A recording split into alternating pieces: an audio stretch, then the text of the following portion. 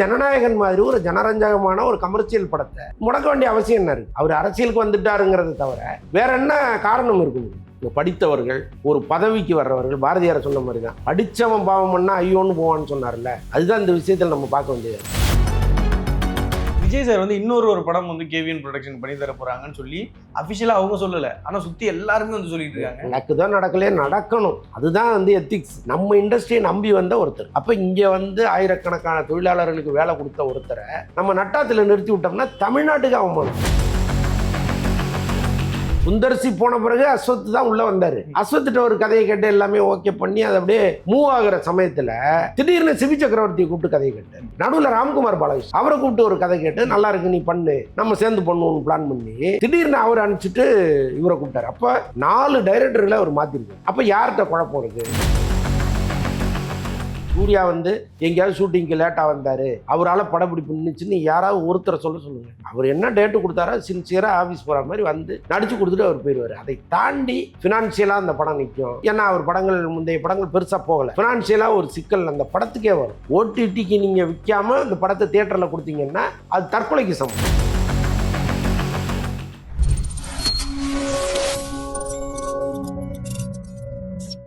வணக்கம் சார். வணக்கம். வணக்கம். எப்படி இருக்கீங்க? நல்லா இருக்கேன். ரஜினி சார் படம் ஏற்கனவே வந்து சுந்தர்சி சார் பண்ற மாதிரி இருந்தது, இப்ப திருப்பி ஒரு டிராப் அவுட் மாதிரி நியூஸ் வருது. உண்மையா பொய்யா சார்? ஆக்சுவலாக வந்து சிபி சக்கரவர்த்தி கதையெல்லாம் சொல்லி ரஜினி பிடிச்சி போய் சில கரெக்ஷன்ஸ் எல்லாம் சொல்லி எல்லாமே பண்ணி 27 ஷூட்டிங்கிற முடிவுக்கு அவங்க வந்துட்டாங்க. செட்டெல்லாம் போட்டாங்க. திடீர்னு ரஜினிக்கு வந்து அவரோடு சேர்ந்து ட்ராவல் பண்ணுறதுல ஒரு குழப்பம். அதுக்கு காரணம் என்னன்னா, அவரு சில கரெக்ஷன் சொன்னதாகவும் அதை வந்து சிபி கேரி அவுட் பண்ணாதம விட்டுட்டதாகவும் ஒரு தகவல் இருக்கு. இன்னொன்று என்னன்னா, ஒரு துரந்தர் மாதிரி படம் வேணும், இந்த படம் வந்து அந்த மாதிரி இல்லை. அப்புறம் தான் துரந்தர் பார்த்துட்டு பாரு போட்டுருக்கு எல்லாம் கமிட் ஆன பிறகு, ஏன் துரந்தர் மாதிரி நம்ம ஒன்று பண்ணக்கூடாதுன்னு ஒரு தோணு இருக்கும் போல இருக்கு. அவர் டக்குன்னு துரந்தர் மாதிரி பண்ணலாமேன்னு சொல்லும்போது சிபி வந்து சார் இதுக்கப்புறம் டைம் கிடையாது, ஏன்னா மறுபடியும் இந்த கதையை உட்காந்து நம்ம ரெடி பண்ணோம்னா இன்னும் 3 மாதம் ஆயிரும், அதனால வந்து நம்ம இந்த கதையோடய போயிடலாம்லாம் அவர் பேசுனதெல்லாம் சொல்கிறாங்க.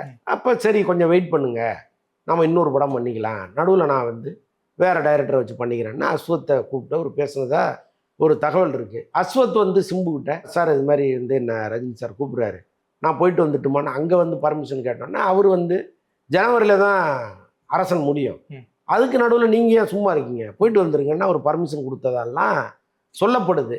ஜனவரியில் தான் முடியுமா சார்? ஆமாம், அரசன் வெற்றிமாறன் படம் ஜனவரியில் எந்த ஜனவரின்னு நீங்கள் நியாயமாக கேட்டுருக்கீங்க. ஜனவரியாங்கிறீங்க, எந்த ஜனவரின்னு கேட்டுருக்கு. ஏன்னா வெற்றிமாறன் வந்து அப்படிதான் எடுப்பாரு. இப்போதான் ஏப்ரலே வந்துச்சா, அதனால கேட்டேன் சார். இல்லைங்க, அவரு திரும்ப எடுப்பாரு, நினைச்சு எடுப்பாரு, அப்புறம் மறுபடியும் முதல்ல இருந்து எடுப்பாரு. அவ்வளோ நிறைய பிரச்சனைகள் இருக்காங்க. அதனால எல்லாத்தையும் கால்குலேட் பண்ணி தான் சிம்பு வந்து ஜனவரியில தான் இந்த படம் முடியும், நீங்கள் அதுக்குள்ள வந்துருங்க அப்படின்னு சொல்லியிருக்காரு. ஸோ இந்த மாதிரி சுச்சுவேஷனில் இப்போ மீண்டும் வந்து அஸ்வத் மாதிரி தான் பண்ணுவாரான்னு ஒரு குழப்பமும் வந்துருச்சு. இப்போ நம்ம பேசிகிட்டு இருக்கிற இந்த நொடியில் அப்படி ஒரு சிக்கல் வந்திருக்கு. அது என்னங்கிறத நம்ம வெயிட் பண்ணி பார்ப்போம். ஆனால் இப்போ ஆல்ரெடி சிபி சக்கரவர்த்தி டான் படத்துலேயே பெரிய ஒரு ரோல் பண்ணியிருப்பாங்க. ஃபுல் பெரிய படமா சின்ன படமா உதயநிதி சார் சொன்னதுக்கு அப்புறம் அது சின்ன படமா இன்னும் கொஞ்சம் லென்த் பண்ணி கொடுத்ததா ஒரு தகவல் வந்து இருக்கு. ஸோ அப்படி இருக்கிறப்ப ஏன் டேரக்டர் செலக்ட் பண்ணணும், ஏன் மாற்றணுங்கிறது ஒன்று இருக்குல்ல சார்? ஏன்னா அவங்க ஒரு யங் டேரக்டருக்கு ஒரு பெரிய சான்ஸ் மிஸ் அவுட் ஆகுறப்ப அவரோட சினிமா க்ரோத் கம்மியாகும். கட்டாயமாங்க. இப்போ ரஜினியை பொறுத்தளவுக்கு என்னன்னா, அவர் ஒரு முடிசூடா மன்னனா இருக்கார். தமிழ் திரையுலகத்தை பொறுத்தளவுக்கு அவர் தான் டாப்புங்கிற அளவுக்கு தான் இன்றைக்கும் வச்சுருக்கோம். இப்போ விஜய் இல்லைங்கிறதுனால நடுவில் வந்த கூலி வந்து அவருக்கு ஒரு பெருசான மரியாதையை கொடுக்கல. என்னடா இந்த படம் இப்படி பண்ணிட்டாங்களேங்கிற ஒரு பெரிய வருத்தம் ரஜினி ரசிகர்களுக்கே இருந்துச்சு. அப்போ அவர் என்ன நினைக்கிறாரு, ரொம்ப பர்ஃபெக்டாக ஒரு படம் பண்ணணும்னு நினைக்கிறாரு. அதனால தான் வந்து நீ வேணான்னு ஒவ்வொருத்தரையாக கூப்பிட்டு அனுப்பிட்டே இருக்காரு. அவர் மாற்றின 4வது டைரக்டர் இப்போ. அப்போ அவரு பெரிய குழப்பத்தில் இருக்காரு. இதில் வந்து போய் கதை சொல்கிறவங்களுக்கு குழப்பம் இல்லை, அவங்க தெளிவாக இருக்காங்க. ரஜினி தான் குழப்பமாக இருக்கு. ஏதோ கரெக்ஷனை சொல்லி அந்த கரெக்ஷன் வந்து அவங்க திரும்ப வந்து கேரி அவுட் பண்ணி வந்து சொல்லி இப்படியே குழம்பி ஃபைனலாக அவரே இந்த முடிவுக்கும் வரல. அதுதான் இப்போ சிக்கலாக இருக்குது. ஆனால் சார் இப்போ நான் வந்து டேரக்டர் பாயிண்ட் ஆஃப் வியூல வந்து ஒன்று யோசிக்கிறேன்னா, ஃபர்ஸ்ட் சுந்தர்சி அவர்கள் இப்போ படம் பண்ணுறதா சைன் ஆயிடுச்சு, பெரிய நியூஸ், எல்லாருமே பேசிட்டாங்க. ஆனால் அது டிராப் அவுட். அப்போ ஒரு செட் ஆஃப் ரஜினி ஃபேன்ஸ் வந்து அதுக்கப்புறம் இவர் படம் பண்ண போறாரா அப்படி சொல்லி பெரிய கேள்வி வந்துச்சு. அதுக்கப்புறம் இப்போ சிபி சக்கரவர்த்தி வருது.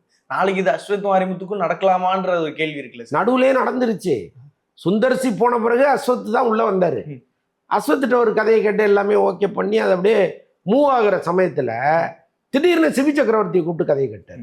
நடுவில் ராம்குமார் பாலகிருஷ்ணன் பார்க்கிங் டைரக்டர், அவரை கூப்பிட்டு ஒரு கதை கேட்டு நல்லா இருக்கு நீ பண்ணு, நம்ம சேர்ந்து பண்ணுவோம்னு பிளான் பண்ணி திடீர்னு அவர் அனுப்பிச்சிட்டு இவரை கூப்பிட்டாரு. அப்போ 4 டைரக்டர்களை அவர் மாற்றிருக்காரு.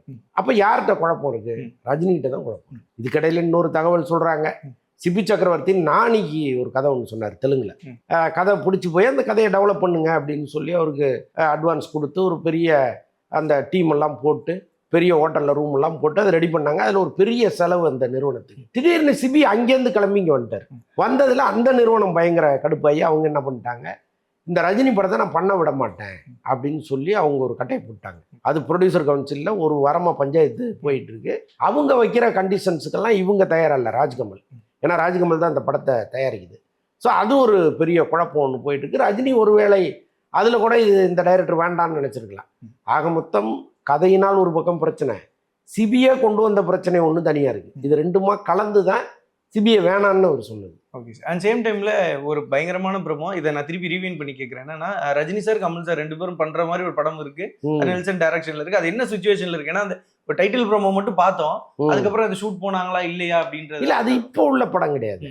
அது வந்து ரஜினி நடுவில் ஒரு படம் பண்ணிட்டு அப்புறம் தானே. சுந்தர்சி படம் ஒருவேளை நடந்ததுன்னு வைங்களேன், இந்நேரம் அது ஒரு பாதி படத்தை கிராஸ் பண்ணியிருக்கோம். அதை முடிச்சுட்டு வந்தோடனே அந்த படத்தை அவங்க ஸ்டார்ட் பண்ணியிருப்பாங்க. பட் இப்போதைக்கு அது கிடையாது. ரஜினி ஒரு படம் நடுவில் பண்ணிட்டு தான் அந்த படத்துக்கு வராங்க. கண்டிப்பாக. ஆனால் இந்த சென்சார் போர்டு வந்து ஒரு சிலருக்கு மட்டும் இந்த பாரபட்சம் பார்க்குறாங்களோன்னு ஒன்று இருக்குது. என்னன்னா ஏற்கனவே இதுக்கு முன்னாடி வெற்றிமாறன் வந்து ப்ரொடக்ஷனே வேணாம்னு சொல்லிட்டு போனார். அதுக்கு நான் வந்து சென்சார் தான் காரணம், பேட் கேர்ள்னு ஒரு படம் எடுத்து அதை என்னால் எக்ஸாக்டாக டெலிவரி பண்ண முடியல அப்படிங்கிற மாதிரி ஒன்று சொல்லியிருந்தார். சேம் டைமில் இங்கேயும் இந்த சென்சார் இஷ்யூ அப்படின்றது இருக்கே சார், ஒருதலை பட்சமாக செயல்படுறாங்க. ஆமாம்மா, சென்சார் வந்து இப்போ பேட் கேர்ள் படத்தை கூட ரிலீஸ் பண்ண அனுமதிச்சிட்டாங்க. இங்கே கட் பண்ணாங்க, அங்கே கட் பண்ணாங்க, படத்தை குதறினாங்க, அனுமதிச்சிட்டாங்க. ஆனால் ஒன்றுமே இல்லாத ஒரு படத்தை நீங்கள் அந்த படத்தில் வந்து இப்போ வெற்றிமாறன் மாதிரி ஒரு பெரிய கருத்தை அவர் பேசியிருப்பாருன்னா நான் நம்ப தயாராக இல்லை. ஏன்னா நான் இன்னும் அந்த படம் பார்க்கல, நான் நம்ப தயாராக இல்லை. அப்படியெல்லாம் வந்து அழுத்தமான ஒரு அசுரன் மாதிரியோ அப்படிலாம் இந்த படம் வந்துட போகிறதில்ல. அப்போ வெற்றிமாறன் படத்துக்கு கொடுக்குற குடைச்சல்ங்கிறது வேற. அது வந்து இந்த சமூகத்திற்கு ஒரு அழுத்தமான கருத்தை சொல்லுது, ஒரு புரட்சியை ஏற்படுத்தி வேற ஏதாவது நாட்டில் ஒரு கொலாப்ஸ் ஆயிடுச்சுன்னா என்ன பண்ணுறதுன்னு பயம் சென்சாருக்கு வந்திருக்கலாம். அதுக்கு ஏதோ ஒரு காரணம் இருக்குன்னு வச்சுங்க. ஆனால் ஜனநாயகன் மாதிரி ஒரு ஜனரஞ்சகமான ஒரு கமர்ஷியல் படத்தை முடக்க வேண்டிய அவசியம் என்ன இருக்குது? அவர் அரசியலுக்கு வந்துட்டாருங்கிறத தவிர வேற என்ன காரணம் இருக்க முடியும்? அப்போது இங்கே படித்தவர்கள், ஒரு பதவிக்கு வர்றவர்கள், பாரதியார் சொன்ன மாதிரி தான், படித்தவன் பாவம் பண்ணால் ஐயோன்னு போவான்னு சொன்னார்ல, அதுதான் இந்த விஷயத்தில் நம்ம பார்க்க வேண்டியதாக இருக்குது. படித்தவன் செஞ்ச பாவம். Okay sir. அண்ட் சேம் டைம்ல வந்து ஆர்கே செல்வமணி சார் வந்து ஒரு விஷயம் வந்து சொல்றாரு. என்னன்னா அமீர் அவர்கள் வந்து சொன்ன ஸ்டேட்மெண்ட்டை ரிட்டர்ன் எடுத்துக்கிட்டா கொஞ்சம் நல்லா இருக்கும். நீங்களும் அந்த ஸ்டேட்மெண்ட் வந்து பார்த்துருப்பீங்க. ஸோ அந்த ஸ்டேட்மெண்ட் பற்றி என்ன நினைக்கிறீங்க? இல்லைங்க, அது அமீர் அவர் கருத்து சொல்வதற்கு எல்லா உரிமையும் அவருக்கு இருக்குது. ஏன்னா அவரும் வந்து இதே பெப்சியில் தலைவராக இருந்தவர், எல்லா டிபார்ட்மெண்ட்டையும் பார்த்தவர், அவரும் ஒரு டைரக்டரு, அவருக்கு இங்கே இருக்கிற நுணுக்கங்கள்லாம் தெரியும். ஸோ அதன் அடிப்படையில் அவர் ஒரு கருத்தை சொல்கிறாரு. அந்த கருத்தை நீங்கள் வாபஸ் வாங்கணும்னு சொல்கிறதுக்கெல்லாம் யாருக்கும் அதிகாரம் கிடையாது. அது அவருடைய கருத்து. உங்களுக்கு உடன்பாடு இருந்தால் ஓகேன்னு சொல்லுங்க, இல்லைன்னா அது அவர் கருத்துன்னு கடந்து போயிருங்க, அவ்வளோதானே. அண்ட் சேம் டைமில் வந்து விஜய் சார் வந்து இன்னொரு படம் வந்து கேவிஎன் ப்ரொடக்ஷன் பண்ணி தர போகிறாங்கன்னு சொல்லி அஃபிஷியலாக அவங்க சொல்லலை, ஆனால் சுற்றி எல்லாருமே வந்து சொல்லிட்டு இருக்காங்க. அது உண்மையாக நடக்க போதா இல்லையா சார்? நடந்தா ஏன்னா நடக்குதோ நடக்கலையே நடக்கணும், அதுதான் வந்து எத்திக்ஸ் இல்லையா? இப்போ எப்போவுமே இங்கே வந்து நிறைய ஹீரோக்கள் பண்ணது தான், நம்மளை வச்சு படம் பண்ண ஒரு தயாரிப்பாளர் நஷ்டமாயிட்டாருன்னா இன்னொரு படம் பண்ணி கொடுப்பாங்க. அது பாதி சம்பளம் வாங்கிட்டு பண்ணுவாங்க, சில பேர் இலவசமாகவே பண்ணி கொடுப்பாங்க. இதுதான் வந்து எத்திக்ஸ். அது அவங்களுக்கு தெரியும், இந்த படம் மார்க்கெட்டில் என்னவாச்சு, ஏன் எவ்வளோ லாஸ் சந்திச்சு அப்படிங்கிறதெல்லாம் அவங்களுக்கு தெரியும். ஸோ அதன் அடிப்படையில் அவங்க வந்து மீண்டும் ஒரு படம் கொடுக்கறதுங்கிறது வாடிக்கையானது தான். அதைத்தான் எல்லாருமே இன்றைக்கி விஜய்கிட்ட வலியுறுத்துகிறாங்க. இப்போ நாங்கள் உட்பட சொல்கிறது என்னென்னா, நீங்கள் அவருக்கு ஒரு படம் பண்ணி கொடுங்க. அந்த தயாரிப்பாளர் யார் என்னெல்லாம் நமக்கு தெரியாது, பழக்கமும் கிடையாது. ஆனால் நம்ம இண்டஸ்ட்ரியை நம்பி வந்த ஒருத்தர், வெளி மாநிலத்தில் அவர் நினச்சா ஒரு தெலுங்கு படமும் ஒரு கன்னட படமும் பண்ணிட்டு போயிருக்கலாமே, ஏன் அவர் இங்கே வரணும்? அப்போ இங்கே வந்து ஆயிரக்கணக்கான தொழிலாளர்களுக்கு வேலை கொடுத்த ஒருத்தரை நம்ம நட்டாத்தில் நிறுத்தி விட்டோம்னா தமிழ்நாட்டுக்கு அவமானம். அப்போ நீங்கள் அவர் அப்படி செஞ்சிடாதீங்க, நீங்கள் ஒரு படம் கொடுங்க அவருக்குன்னு நம்ம சொல்கிறோம். வேறு வழி இல்லைங்கிறாங்க. இப்போ விஜய்க்கு வந்து வேறு வழி இருக்கா? அவர் கூப்பிட்டு சார் வச்சுங்க ஒரு 300 கோடி, 500 கோடி லாஸ் ஆயிடுச்சு, நீங்கள் பாதி ஷேர் பண்ணீங்க, ஒரு 300 கோடி வச்சுங்கன்னா கொடுக்க முடியும்? முடியாது. இல்லை, கையில் இருக்கிற காசை கொடுக்க முடியாது. ஆனால் உழைப்பை கொடுக்கலாம், நேரத்தை கொடுக்கலாம். அது மாதிரி ஒன்று விஜய் கட்டாயமாக கொடுக்கணும், கொடுப்பாருன்னு நான் நம்புறேன். Okay sir. ஆனா அந்த 3 பேர் டைரக்டர் இருக்காங்களா சார், லோகேஷ் கனகராஜ், நெல்சன், இந்த சைடுல வந்துட்டு இன்னொருத்தர் இருக்காரு. ஸோ இவங்க 3 பேர்ல தான் ஒரு ஆள் வந்து டைரக்ட் பண்ணுவாங்க அப்படின்றதும் சொல்லப்படுது. இது உண்மையா? இது விட்டா உலகத்துல வேற டைரக்டரே கிடையாது. இல்ல sir, last close to the ஹார்ட்ல அந்த ஸ்டேஜ்ல இல்லைங்க, அதாவது நட்பின் அடிப்படையில நான் ஒரு படம் கொடுப்பேன்னா அது விளங்கவே விளங்காது. இன்னைக்கு வந்து அட்லி எங்கேயோ இருக்கார், அவர் வந்து விஜய்க்கு ஒரு படம் பண்ணா நல்லா இருக்குங்கிறது வேற. ஆனால் அவர் அல்லு அர்ஜுனை வச்சு ஒரு படம் பண்றாரு, அது முடியவே 2 வருஷம் ஆகும். அதுக்கப்புறம் நெல்சன் அவர் வந்து ரஜினி கமலை வச்சு ஒரு பெரிய ப்ராஜெக்ட் ஒன்று பண்ண போறாரு. அது வந்து லைஃப் டைம்ல அவருக்கு வந்து ஒரு ஒர்த்தான ப்ராஜெக்ட். அவர் அங்கே போயிட்டாரு, அதை விட்டுட்டு இங்கே வரமாட்டார். நடுவில் லோகேஷ் கனகராஜ், ஏற்கனவே லோகேஷ் கனகராஜ் கம்பெனி ஆர்டிஸ்ட் ஆகிட்டார். விஜய் படம்னா லோகேஷ் தான் பண்ணுமா, போர் அடிச்சிருச்சு ஆளை விடுங்கங்கிற அளவுக்கு நிலைமை இருக்கு. அப்போ அவரை வைத்து படம் பண்ணுறது விஜய்க்கும் நல்லதில்லை. அப்போ இவங்க 3 பேரையும் தவிர்த்துட்டு வேற ஒரு டைரக்டராக அவர் பிக் பண்ணணும். அது இங்கே தமிழ் டைரக்டராக இருக்கலாம், அல்லது தெலுங்கு டைரக்டராக கூட இருக்கலாம். இதுதான் பண்ணணும்னு ஒன்றும் அவசியம் இல்லையே. Okay sir. அண்ட் அந்த அடுத்ததாக வந்து இந்த கருப்பு படத்தோட பாட்டு 3வது பாட்டு வந்து ரிலீஸ் ஆகுது. என்ன சார் படம் ரிலீஸ் ஆகுமா இல்லையா? ஃபர்ஸ்ட் லுக்கு கொஞ்சம் டிலே, செகண்ட் லுக்கு படம் மே 14 ரிலீஸ்ன்னு அவங்களே அறிவிச்சிட்டாங்க, டைரக்டரும் சொல்லிட்டாரு. அப்புறம் வருமானம் எதுக்காக கேட்குறேன்னா சார், நிறைய நல்ல படங்கள் கொடுத்துருக்காரு சூர்யா சார். ஏன்னா இப்போ சூரிய ரிப்போர்ட்டர் ஆகட்டும், நிறைய நல்ல படங்கள் இருக்கு. ஆனால் அது ஏன் இயர் பை இயர் வரமாட்டுது அப்படின்னு ஒரு கேள்வி இருக்குல்ல சார். இப்போ அவர் வந்து அவர் ப்ராப்பராக அவர் வேலையை பண்ணிடுறாரு. சூர்யா வந்து எங்கேயாவது ஷூட்டிங்க்கு லேட்டாக வந்தார், அவரால் படப்பிடிப்பு நின்றுச்சுன்னு யாராவது ஒருத்தரை சொல்லுங்க. அவர் என்ன டேட்டு கொடுத்தாரோ சின்சியராக ஆஃபீஸ் போகிற மாதிரி வந்து நடித்து கொடுத்துட்டு அவர் போயிடுவார். அதை தாண்டி ஃபினான்ஷியலாக அந்த படம் நிற்கும். ஏன்னா அவர் முந்தைய படங்கள் பெருசாக போகலை. அப்போ ஃபினான்ஷியலாக ஒரு சிக்கல் அந்த படத்துக்கே வரும். அப்புறம் வந்து வேறு பல காரணங்களுக்கு ஓடிடி இன்னைக்கு மார்க்கெட்டு பயங்கரமாக விழுந்துருச்சு. ஓடிடிக்கு நீங்கள் விற்காமல் இந்த படத்தை தியேட்டரில் கொடுத்தீங்கன்னா அது தற்கொலைக்கு சமம். அதுக்கப்புறம் ஓடிடி வந்து பெரிய வேலைக்கெல்லாம் போகிறதுக்கு வாய்ப்பு இல்லை. அப்போ இவங்க என்ன பண்ணுறாங்க, ஓடிடி ஒரு தொகை வரட்டும், நம்ம வெயிட் பண்ணுவோம்னு வெயிட் பண்ணுறாங்க. இதெல்லாம் சேர்ந்து தான் சூர்யா படம் தள்ளி வருதே தவிர ஏதோ சூர்யாவால் அது தள்ளி போகுதுங்கிற மாதிரி கேட்குறீங்க. இல்லை சார், எதுக்காக கேட்டேன்னா இப்போ சூர்யா சாருக்குன்னு ஒரு செட் ஆஃப் ஆடியன்ஸ் ஃபேன்ஸ் அப்படியே தான் இருக்காங்க. இந்த சிம்பு சாருக்கு எப்படி ஒரு ஃபேன்ஸ் இருக்கும், அந்த மாதிரி சூர்யா சாருக்கு ஒரு ஃபேன்ஸ் இருக்கும். பட் ஒரு டாப் ஹீரோ வந்து ஒரு கோர்ஸ் செட் பண்ணுவாங்க சார், வருஷத்துக்கு 2 படம் அப்படின்னு சொல்லிட்டு ஒன்று செட் பண்ணுவாங்க. இப்போ அந்த கங்குவாவோட தோல்விக்கு அப்புறம் அவரு கொஞ்சம் ஸ்லோவாக கரெக்டான படங்கள் தான் பண்ணணும்னு வெயிட் பண்றாருன்றது தான் சார். இல்லைங்க, இப்போ 2 படம் பண்ணி முடிச்சுட்டாரு அவர். லக்கி பாஸ்கர் டைரக்டர் படம் அவர் படம் பண்ணி முடிச்சுட்டாரு. அதற்கப்புறம் வந்து ஜீத்து மாதவன் படம் ஒரு பாதிக்கு மேலே போயிட்டு இருக்கு. இதோ கருப்பு படம் ரெடி ஆகி வரப்போகுது மே 14. அப்புறம் என்ன, அதை விட என்ன வேணும்? இந்த விஸ்வநாதன் சென்ஸ்னு ஒன்று வந்துச்சு, அதுதான் அந்த படம், லக்கி பாஸ்கர் டைரக்டர் படம். பட் இருந்தாலும் அவரோட இதுக்கப்புறம் வரிசையா வந்துகிட்டே இருக்கும் அப்படின்ட்டு. ஆமா ஆமா. Okay sir. அண்ட் சேம் டைம்ல வந்துட்டு LIK படம் பயங்கரமா வந்துட்டு சூப்பரா இருந்தது. உள்ள வந்து சீமான் சார் நடிச்சிருந்ததை பத்தி நீங்க என்ன நினைக்கிறீங்க? ஏன்னா அது அன்எக்ஸ்பெக்டபிள் இல்ல சீமான் நடிக்கிறாருங்கிற தகவல்லாம் ஏற்கனவே வெளியில வந்தது, அதனால அன்எக்ஸ்பெக்டட் கிடையாது. பட் அதான் அவருடைய கொள்கை என்னவோ அந்த கொள்கைக்கு ஏற்ற மாதிரி அவருக்கு ஒரு கேரக்டரை கொடுத்து உள்ள கொண்டு வந்திருக்காங்க. அவ்வளவுதான், அதை பத்தி பேசுறதுக்கு வேற. ஓகே, அதை பத்தி பேசுறது வேற இல்ல. சரி, ஓகே சார். அண்ட் சேம் டைம்ல LIK வந்து இப்ப பிரதீப் ரங்கநாதன் வரிசையா ஒரு 100 crores ஹிட் பண்ண ஒரு டைரக்டர் சொல்லலாம், ஆக்டர் சொல்லலாம். ஸோ அவரு இப்ப இந்த படமும் அதே சேம் ரேஞ்சில் தான் இருக்கா, இல்ல அதை விட கொஞ்சம் கம்மியா இருக்கா? இல்லைங்க, ரொம்ப வெளிப்படையா சொல்லணும்னா இந்த படம் வந்து ஓரளவுக்கு கொஞ்சம் பேர் நல்லா இருக்குங்கிறாங்க, கொஞ்சம் பேர் ரொம்ப அருமையா இருக்குங்கிறாங்க. அவ்வளவுதான், அதுதான் அதனுடைய ரிசல்ட்டு. பிரதீப் ரங்கநாதனுடைய முந்தைய படங்கள் அளவுக்கு இது வசூல் பண்ணுமாங்கிறது டவுட் தான். ஆனால் பிரதீப் ரங்கநாதனுக்குன்னு ஒரு ஆடியன்ஸ் இங்கே இருக்காங்க. அவங்க ஒரு முறை இந்த படத்தை பார்த்தாலே ஓரளவுக்கு இது ஒரு பெரிய வசூல் படமாக அது மாறுவதற்கு வாய்ப்பு இருக்குது. அதெல்லாம் காலப்போக்கில் நடக்குதான்னு பார்ப்போம். என்ன படம் ரிலீஸ் ஆகிருக்கு, இன்னும் அடுத்த வாரம்லாம் இருக்குது, இன்னும் லீவ் நாட்கள்லாம் இருக்குது. ஸோ அதில் அந்த படம் பிக்கப் ஆகி அந்த கலெக்ஷனை அது எட்டுமாங்கிறத நம்ம வெயிட் பண்ணி தான் பார்க்கணும். பட் எதிர்பார்த்த அளவுக்கு அந்த படம் இல்லைங்கிறது தான் உண்மை. அண்ட் சேம் டைமில் வந்துட்டு பார்த்தீங்கன்னா இந்த LIK வந்து ரிலீஸ் ஆகிறப்ப, ஏன்னா இந்த டேட்கள் வந்து தள்ளி போனதுனால அதோட எக்ஸ்பெக்டேஷன் கொஞ்சம் கம்மியாயிடுச்சோ அப்படிங்கிறது கேட்குறாங்க. அண்ட் சேம் டைமில் ஃபியூச்சருக்கான படமாக இருந்ததுனால கொஞ்சம் ஆடியன்ஸ் ஒட்டலையோன்ற ஒரு கேள்வி இருக்குது சார், அது உண்மையா?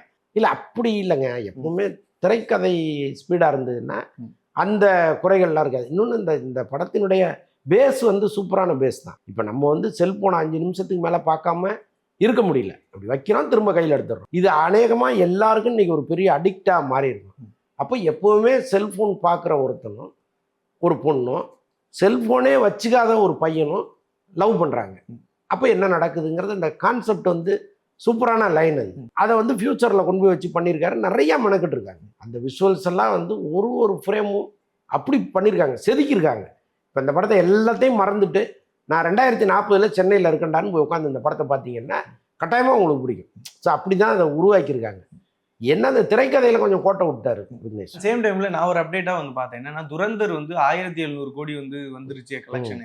அரௌண்ட் வந்து புஷ்பா 2 வந்துட்டு மிஞ்சிருச்சு அப்படின்றலாம் சொல்றாங்க. ஸோ அஃபிஷியல் கலெக்ஷன் உண்மையா? இல்லை துரந்தர் அதை விட பெரிய கலெக்ஷன் 1700ங்கிறீங்களா, அதை விட பெரிய கலெக்ஷன் அது 2000 போய் முடியும். Okay sir. இப்போ இந்த ஸ்பை த்ரில்லர் வந்தாலும் தமிழ் சினிமாவில் ஒரு கேட்டகரி இருக்கு. இப்போ ஒரு சாமி படம் பயங்கரமா ஹிட் ஆயிடுச்சுன்னா தொடர்ந்து சாமி படங்கள் வரும், தொடர்ந்து ஒரு என்டர்டைன்மெண்ட் படம் ரிலீஸ் ஆகிட்டு தொடர்ந்து என்டர்டைன்மெண்ட் வரும். அது மாதிரி இப்போ ஸ்பைன்னு வந்து வந்துருச்சு. ஸோ இதுக்கப்புறம் அந்த ஸ்பை இப்போ ரஜினி சார் கேட்டாங்கன்னு சொன்னீங்களா, அந்த மாதிரி தான் இதுக்கப்புறம் நிறைய ஸ்பை படங்கள் பார்க்கலாமோ? ஏன்னா மிஸ்டர் எக்ஸ்னு ஒரு படம் வருது, அதை பத்தி சொல்லுங்க. இல்லைங்க, அதாவது தமிழ் சினிமாவை பொறுத்தளவுக்கு ஒரு படம் ஹிட் ஆயிடுச்சுன்னா அதே மாதிரி படங்களை தொடர்ந்து எடுப்பாங்கங்கிறத நம்ம இன்னைக்கு நேற்று பார்க்கல.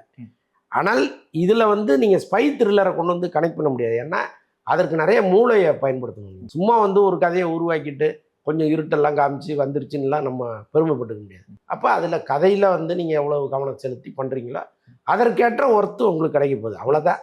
அது யார் சரியாக செய்கிறாங்களோ ஜெயிக்க போகிறாங்க. கண்டிப்பாக வந்து நிறைய உண்மையான ரொம்ப நேர்மையான தகவல்களுக்கு மிகப்பெரிய ஒரு நன்றி. நன்றி.